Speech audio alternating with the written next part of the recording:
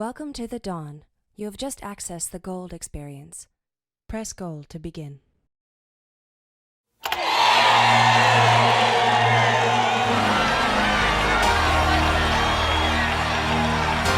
Em setembro de 1995, o Prince lançaria um álbum que viria a se tornar um dos seus principais e mais marcantes trabalhos no que se refere à criação da sua identidade enquanto um artista e como uma voz ativa sobre a indústria da música e a situação geopolítica dos Estados Unidos. E apenas 3 meses depois, em dezembro do mesmo ano, o nosso mangaka favorito Hirohiko Araki iria lançar a 5ª parte do nosso mangá favorito. Golden Wind, a parte 5 de Jojo, que também seria uma das partes mais definidoras e relevantes da carreira desse autor. Inclusive eu diria que a parte 5 talvez seja a parte mais popular de todas, especialmente com o lançamento do anime vários anos depois. Mas mesmo antes do anime, na minha opinião, já era possível perceber a importância dessa parte para o estilo e para a obra do Araki como um todo, já que foi aqui que os personagens começaram a se vestir como strippers, por exemplo. E como vocês sabem, o nome original do stand do protagonista dessa parte é Gold Experience. Agora, que a obra de Jojo nada mais é do que uma desculpa pro Araki mostrar a playlist dele, vocês também já sabem disso muito bem. Mas uma coisa que eu gosto de fazer é tentar encontrar paralelos e significados entre os personagens que ele cria e as músicas que ele escolhe pra nomear esses personagens. Isso é uma coisa que eu já fiz nesse canal algumas vezes. E com a parte 5 de Jojo não seria diferente. Com certeza essa escolha de nomear a habilidade do Giorno com esse álbum tão específico foi muito proposital. E certamente dá pra gente tirar alguma interpretação disso, e é isso que eu vou tentar fazer nesse vídeo. Mas antes eu gostaria de deixar claro que eu não acho que tudo o que eu vou falar nesse vídeo foi realmente proposital ou planejado pelo Araki, pelo menos não conscientemente. Eu não acho que todas essas camadas e interpretações entre a música e o mangá foram realmente intencionais por parte do Araki. Mas a verdade é que isso não importa muito, na minha opinião. Quando uma obra é lançada pro mundo, ela pertence ao mundo, e não só a quem a fez, e cabe a nós interpretarmos ela desde que nós tenhamos argumentos para que essas interpretações façam sentido, mesmo que essas interpretações não foram planejadas ou intencionais por parte do autor. Então, sem mais enrolação, vamos falar sobre a experiência dourada. The Gold Experience é um álbum conceitual, com 18 músicas e 1 hora e 5 minutos de duração, que vai discutir temas como política, sexualidade e autodescoberta de uma forma bastante provocativa, especialmente para a época em que foi lançado. Eu digo que esse álbum é provocativo não só nos temas que ele aborda, mas também no estilo e na estética que são usados para discutir esse tema. Você percebe muito facilmente que essa obra tem uma vulgaridade bastante explícita, que pode até te deixar meio desconfortável se você for particularmente sensível para esse tipo de coisa. Por exemplo, ele fala explicitamente sobre temas eróticos e sensuais várias vezes ao longo do álbum, o que inclusive é um fator que fez o Prince entrar em conflito com o estúdio que estava financiando e produzindo o álbum junto com ele. O Prince já tinha um histórico conturbado com o estúdio justamente por esse tipo de coisa. Em álbuns anteriores, essa vulgaridade explícita e provocativa já era motivo de indignação por parte dos produtores, que achavam que esse linguajar poderia assustar e afastar algumas pessoas. Então a solução que o Prince arranjou foi fazer esse próximo álbum ser ainda mais vulgar e mais explícito. É interessante como isso já é um paralelo que a gente consegue estabelecer entre o álbum e a parte 5 de Jojo. Eu tenho certeza que a maioria de vocês já sabem que originalmente era pro Giorno ser uma mulher. A ideia original do Araki era fazer a parte 5 ser protagonizada por uma personagem feminina, mas por causa de conflitos com os editores e com a revista que publicava o mangá, ele foi gentilmente forçado a mudar de ideia e fazer o protagonista ser homem mesmo. Então, de formas bem semelhantes, o álbum e o mangá de Gold Experience foram marcados por esse conflito entre o artista e a produtora por trás desse artista. E em ambos os casos, esse conflito aconteceu por um medo e uma indignação de que a obra seria ousada ou vulgar demais para a época. E do mesmo jeito, o Prince e o Araki encontraram maneiras de se rebelar contra essas restrições dos seus respectivos estúdios. O Prince com algumas leves autocensuras ao longo do álbum, que não censuravam bosta nenhuma das músicas em si, mas apenas deixavam os títulos delas menos explícitos. Por exemplo, a primeira música do álbum, ao invés de se chamar Pussy Control, se chama P. Pussy.Control. A letra continua sendo infinitamente vulgar, mas pelo menos o título da música não é tão explícito assim. Já o Araki teve maneiras bem mais interessantes de contornar essas restrições da revista. O Giorno não pode ser uma mulher, tudo bem, mas a habilidade dele é literalmente dar vida às coisas, o que é uma capacidade tipicamente atribuída a mulheres. Mas os restos desse DNA feminino ainda estão presentes em toda a parte 5, já que basicamente todos os personagens têm visuais extremamente andrógenos, e de alguns ângulos pode até parecer que eles são mulheres mesmo. Mas além disso representar uma nova direção no estilo de arte e design do Araki, que continuaria a ser desenvolvido até a parte 7, eu também gosto de pensar que isso foi uma espécie de resposta a essas restrições da revista.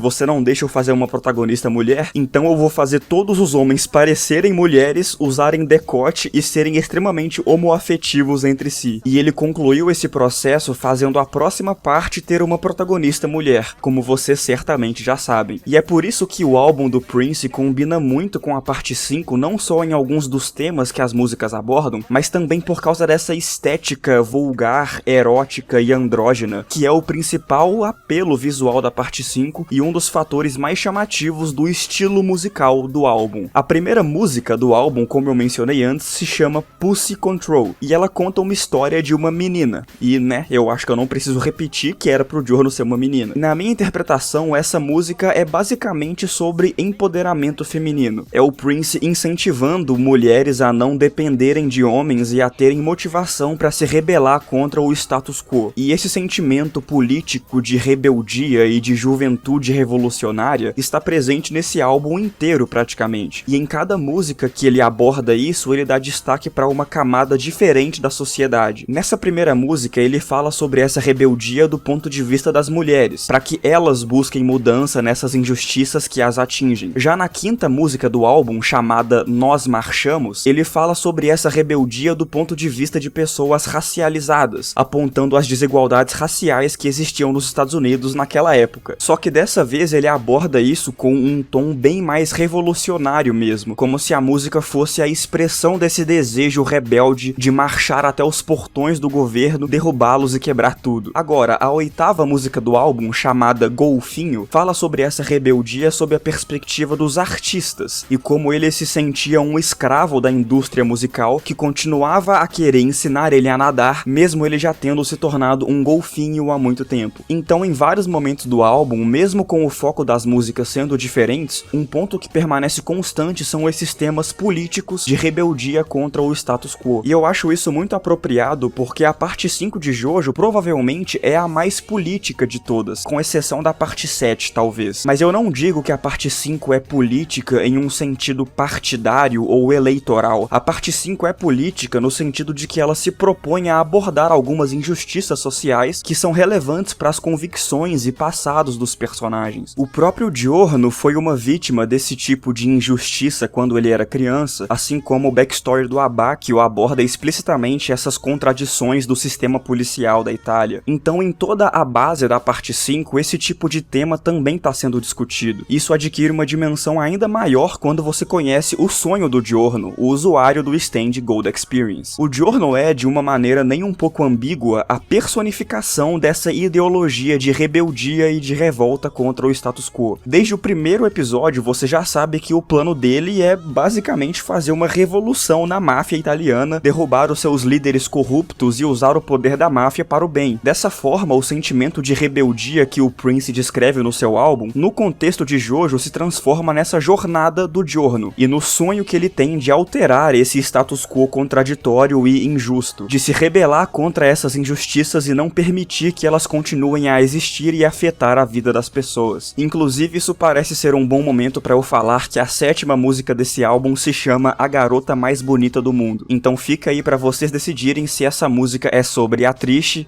ou o Giorno. A 16ª música do álbum se chama Eu Te Odeio, e ela fala sobre um protagonista que está muito machucado porque foi traído por sua esposa, mas mesmo assim não consegue deixar de amá-la. Ela é justamente sobre esse conflito de não conseguir se livrar do amor que você sente por uma pessoa que te traiu. E eu fico pensando se daria para estabelecer um paralelo entre essa música e uma possível traição do Fugo em relação à gangue. A maioria de vocês também já deve saber que o plano original do Araki Araki era fazer o Fugo ser um traidor do grupo, e ao invés de ser simplesmente descartado da história, ele retornaria depois como um vilão, ou como um espião do diabo, alguma coisa assim. Mas por motivos pessoais, o Araki acabou descartando essa ideia, então o Fugo só saiu da história mesmo. Inclusive, existem teorias mais ousadas que dizem que o mudar de 7 páginas era pra ter sido no Fugo originalmente. É claro que isso é pura especulação, mas eu acho bem razoável pensar que um dos momentos mais icônicos da parte 5 com certeza seria bem mais da hora se fosse contra o Fugo, e não contra um inimigo da semana normal. Certamente seria um momento bem mais merecido e grandioso se essa belíssima surra acontecesse contra um traidor do grupo. Mas como vocês sabem, o Fugo não trai a gangue e o mudar de 7 páginas não acontece com ele, então o que nos resta é fazer um paralelo entre a música e essa outra linha do tempo hipotética em que o Araki não mudou de ideia. Eu acho que essa música combinaria muito com esse momento de traição. É claro que não seria uma traição romântica como é na música, mas mesmo assim ainda faria um certo sentido. A música poderia ser sobre esse conflito do Giorno ao ter que lutar contra uma pessoa que já fez parte da equipe dele, que ele já protegeu e se importou. Seria sobre essa dificuldade de chamar de inimigo alguém que já foi o seu amigo. E eu tinha esquecido de mencionar, mas esse álbum é dividido entre diferentes experiências, que seriam tipo os capítulos do álbum. A música da garota mais bonita do mundo faz parte da experiência da beleza, e essa música sobre traição que eu acabei de falar faz parte da experiência do ódio. E essa experiência do ódio é a penúltima experiência do álbum, logo antes da experiência dourada, né? A Gold Experience, que conclui o álbum com uma última música chamada Gold. Então essa experiência do ódio é o último capítulo a ser superado antes que nós possamos entrar na experiência dourada, que seria a grande conclusão dessa jornada de rebeldia e transcendência espiritual. No contexto de Jojo, esse último capítulo a ser superado antes de entrarmos na experiência dourada seria o próprio Diávolo. O Diávolo personifica essa experiência do ódio, e portanto ele é o último obstáculo que separa o Giorno do seu sonho. Então quando ele consegue superar esse ódio e despertar o Gold Experience Requiem, ele atingiu a experiência dourada, a última experiência do álbum. No contexto da música, essa experiência dourada retoma o sentimento de rebeldia que estava presente no álbum inteiro e conclui ele falando que nenhuma outra experiência importa se você não se mantém fiel a quem você é. Nenhum outro desafio que você superou e nenhuma outra ambição que você teve até aqui importam se você não é uma pessoa íntegra e que luta pelo que você genuinamente acredita. A verdadeira experiência dourada seria esse processo de autodescoberta e de produção de mudança no status quo e no mundo. E isso só é possível se você é uma pessoa íntegra que sabe pelo que luta. Então o Giorno seria justamente a personificação dessa integridade e desse símbolo de mudança para as pessoas e para o mundo também. E ao longo da parte 5 você consegue perceber isso, de como o Giorno tem essa proposta de induzir mudança nas pessoas, de despertar o melhor lado delas e incentivá-las a também se tornarem agentes de mudança no mundo. Isso é uma coisa que ele faz com os membros da gangue, que passam a concordar com o sonho dele e também lutam para acabar com esse sistema corrupto da gangue. E depois que a experiência do ódio é superada, depois que eles derrotam o Diávolo, eles passam a induzir essa mudança na própria estrutura da máfia italiana, que agora vai começar a combater as injustiças ao invés de causá-las. De várias formas possíveis, a experiência dourada descrita no álbum do Prince é a jornada do Giorno na parte 5. É sobre esse caminho de rebeldia e imposição de mudança no mundo, mas também em alguns aspectos espirituais de certa forma. Alguns subtextos das músicas do álbum abordam essa dimensão espiritual da experiência humana, e não necessariamente em um sentido de religião, mas em um sentido espiritual mais abrangente mesmo, de transcendência e de conexão com um propósito maior que vai além do individual e das nossas limitações corporais. E semelhantemente, esse tipo de simbolismo também está muito presente na parte 5. O próprio conceito do filho de Deus, né, o filho do Dio derrotando um vilão que se chama Diávolo. Não tem como ser mais explícito do que isso. Assim como vários momentos visuais e certos elementos estéticos também destacam o Giorno como essa figura quase divina, como se ele realmente transcendesse a psique humana normal e adquirisse um novo nível de consciência. Mas eu não acho que o anime representa ele desse jeito simplesmente porque ele é filho do Dio, mas porque ele escolheu ser assim. Ele escolheu atingir a experiência dourada ao ser íntegro aos seus ideais, ao saber pelo que ele está lutando e se mantendo fiel a isso a todo custo. Ele escolheu despertar o Gold Experience Requiem ao personificar esse sentimento de rebeldia e de mudança no mundo. E ao derrotar o Diávolo e assumir a posição de chefe da máfia, ele conclui a experiência dourada. Ele alcança o seu sonho.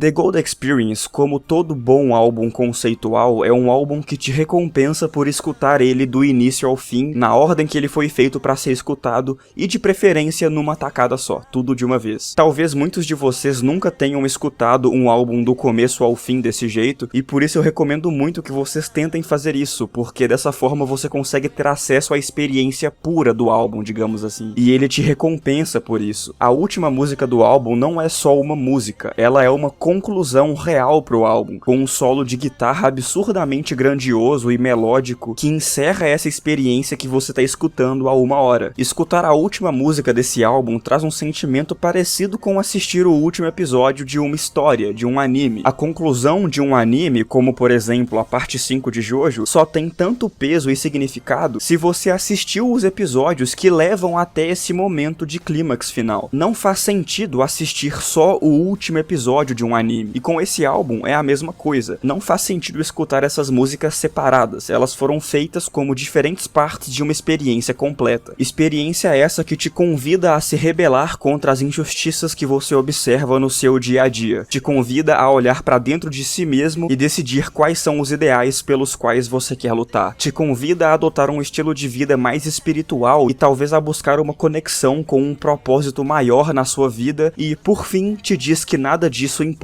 se você não se mantém fiel a quem você é. Nada disso é sequer possível se você não sabe pelo que você está lutando e se você abandona essas convicções em algum momento. Porque é apenas dessa forma que você conseguirá atingir a experiência dourada Requiem.